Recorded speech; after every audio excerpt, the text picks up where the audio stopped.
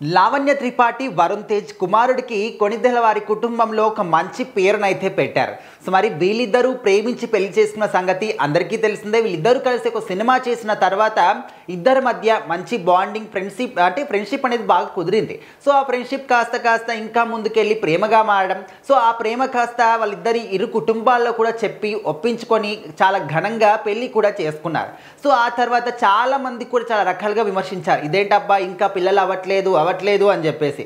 So అది పక్కన పెడితే వాళ్ళిద్దరు కలిసి బయటికి వెళ్ళినా, కొంచెం జాగ్రత్తగా ఉన్నా, కొంచెం కేర్ తీసుకున్నా, నిండుగా బట్టలు వేసుకున్నా, ఫుల్గా శారీ కట్టుకున్నా, అరే లావణ్య త్రిపాఠి ప్రెగ్నెంట్ రా బాబు, ప్రెగ్నెంట్ రా అని చెప్పేసి చాలా రకాలుగా చాలా సందర్భాల్లో కూడా అన్నారు.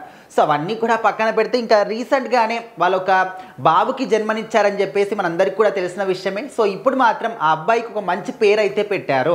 సో ఆ పేరు ఏంటో కాదు, వాయు తేజ్ కొణిదెల అనే విధంగా పెట్టుకున్నారు. సో మరి వాయు తేజ్ అంటే మనందరికీ తెలిసిందే హనుమంతుని మరొక పేరు కాబట్టి, హనుమంతుని ఆశీస్సులతోని మాకు ఈ అబ్బాయి పుట్టాడు కాబట్టి మేము హనుమంతుని పేరే పెట్టుకున్నాము వాయు తేజ్ కొణిదెల అని చెప్పేసి వాళ్ళైతే స్వయంగా చెప్పారు.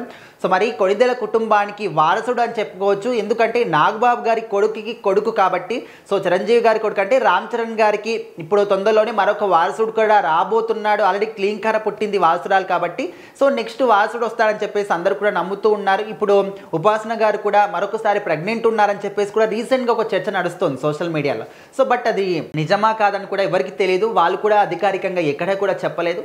ఏదేమైనప్పటికీ ఇక్కడ లావణ్య త్రిపాఠి, వరుణ్ తేజ్ గారికి పుట్టినటువంటి బాబుకి అయితే ఒక మంచి గొప్ప పేరు పెట్టారని చెప్పేసి కూడా చాలామంది అభిప్రాయపడుతున్నారు. ఎందుకంటే ఇప్పుడు సినిమా ఇండస్ట్రీలో ఉన్న వాళ్ళు కాబట్టి వాళ్ళు ఏదో స్టైలిష్గా ఆలోచించి, కొంచెం పాష్గా ఆలోచించి ఇంకేదైనా పేర్లు పెట్టుకోవచ్చు. కానీ అక్కడ మెగా కుటుంబం అనేది ఎప్పుడు కూడా ఆ విధంగా లేని పోకళ్ళకి పోదు. సో వాళ్ళు ఎప్పుడైనా కూడా మన నమ్మకాల్ని, మన సాంప్రదాయాల్ని ఎప్పుడు కూడా పాటిస్తూనే ఉంటారు. సో వాళ్ళకి హనుమంతుడి ఆశీస్సులతోని అబ్బాయి పుట్టాడు కాబట్టి హనుమంతుడి పేరే పెట్టుకున్నారు. వేరే ఎవరైనా కూడా దేవుళ్ళ పేరు పెట్టుకోవాలా మేమని చెప్పేసి వాళ్ళు ఏదో ఇంకా రకరకాలుగా ఆలోచించి చాలా స్టైలిష్గా పెట్టినటువంటి సందర్భాలు చాలా మందిలో ఉన్నాయి. అంటే వీళ్ళని కాదు, సాధారణ ప్రజలు కూడా ఆ విధంగా ఈ రోజులలో దేవుళ్ళ పేర్లు కానీ, కొంతమంది వాళ్ళ పెద్దవాళ్ళ పేర్లను కూడా కొంచెం మార్చి పెడుతూ ఉన్నారు. ఆ విధంగా ఎవరు కూడా పెట్టట్లేదు, కొంచెం స్టైలిష్గా ఆలోచించి ఏదో పార్ష్గా పెడుతున్నారు పేర్లు. సో ఇప్పుడు మాత్రం చాలా మంచి పేరు, గొప్ప పేరు పెట్టారు.